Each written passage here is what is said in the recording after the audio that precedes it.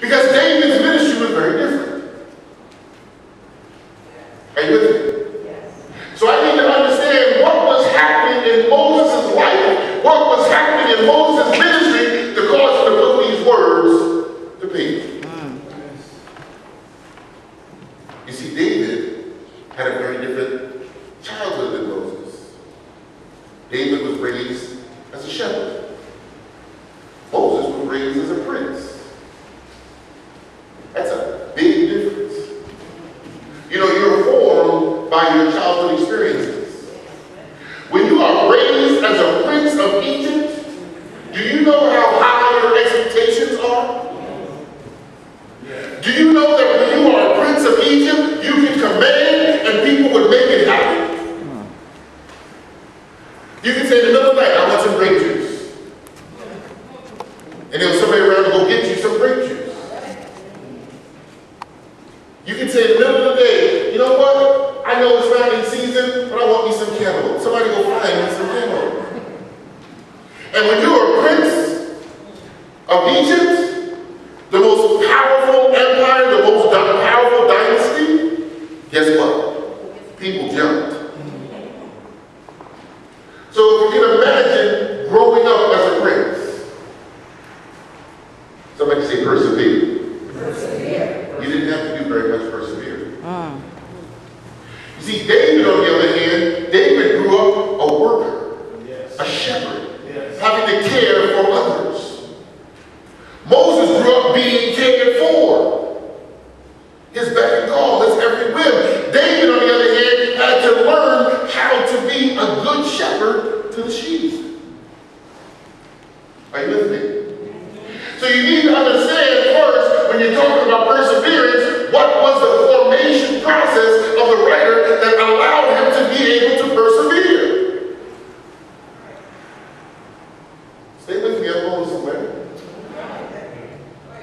Because you see, sometimes we are just so caught up in what happened in our past that we allow that to dictate our future. Amen. Sometimes our expectations, because we are so busy still being farmers, still being tobacco farmers, still picking cotton, because we are so stuck in that past, we don't realize that we are princes and princesses. Amen. And we deserve more. Somebody say perseverance. Perseverance. So when Moses talks about the bounty of God, when Moses talks about all that God has for him, guess what? He's got a background to base that on. When Moses writes about the cattle of 1,000 hills, guess what? He owned them already. So he knows what he's talking about. He has seen the plenty that's in secular society. He knows how much there is. Perseverance. But then, Moses has to leave that. He has to go from being someone that had his every need met to having to become a fugitive. He killed a man. And he had to run. And he had to hide. Perseverance. And you see, he had spent 40 years in the palace of Pharaoh. Do you think he had calluses on his hands? I don't think so. You think he was used to running up into the hills? I don't think so.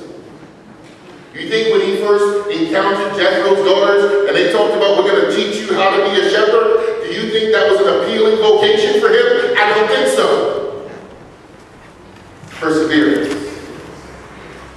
So he had to go from being Moses, the prince, that one that had much, to becoming Moses, the shepherd.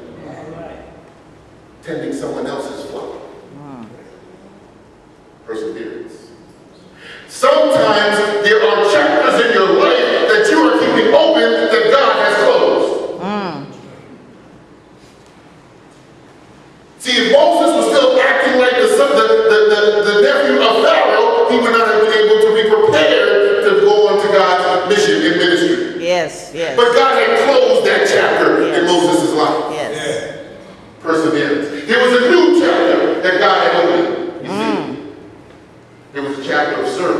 Yes. Yes. Because now stay with me here, perseverance. Moses was learning how to lead, and before he could lead, he had to learn how to do what? Serve. Amen. How many are ready to come out there and lead? How many are ready to be chiefs, don't want to be Indians? I'll do it, but only if I'm the chair of the committee. Oh, that's just me? I know it's a good cause, but as long as I'm running it, I'll do it. But in order for Moses to learn how to lead God's people out of bondage, he first had to learn how to care for the sheep. Amen. Amen. Care for the sheep. You know, and it's different when you got to care for someone else's sheep than when you're caring for your own sheep. You know, there is enlightened self-interest when they're your sheep. Are you with me? You see, because when they're your sheep and you take care of them, guess who gets the earnings? You do. So it makes sense to care for your sheep. But when you got to care for someone else's sheep, when you on salary instead of the business owner, it's a whole different story. Are you willing to be as diligent, as aware, as focused in your job when it's someone else's sheep? Guess what? That's what you're all called to do as ministers. Amen. The transfigured Christ said to Peter, feed my sheep. He said, do you love me? And Peter said, yes, I love you, Lord. He said, feed my sheep. Then I'm your sheep. I don't have any sheep. Then I'm mine. Jesus asked him again, do you love me? Peter said, you know I love you. He said, feed my lambs. You know, there's a way you have to treat adult sheep, which is different than how you treat baby sheep. So some of y'all are being asked to minister to new Christians as lamb, and you're treating them like they're full-grown sheep. Amen. Amen. Beating them up, throwing them around, making them think they just barely skirting the hellfire. You're not treating them like lambs. I heard someone say, you know, I don't really like kids except my own. I said, well, then you don't like kids. Because guess what? You are raising a bunch of monsters because they're not going to be able to get along with anybody else. Because they are seeing your example, and that's what they want to follow. There are young Christians that are looking at you, elders, deacons, and they're going to follow your example. What kind of example are you setting for the lambs?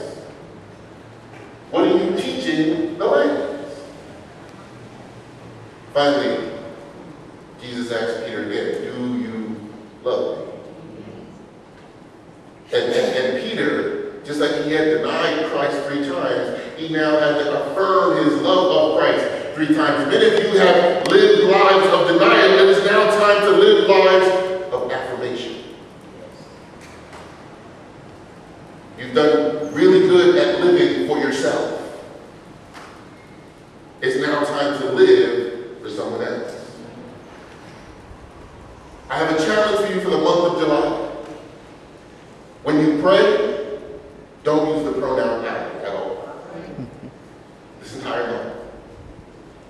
Don't use that pronoun. Don't let that pronoun I come into your prayer. Amen. Amen. Focus on someone else. Focus on something else.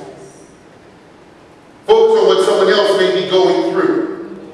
Take you out of the way so now when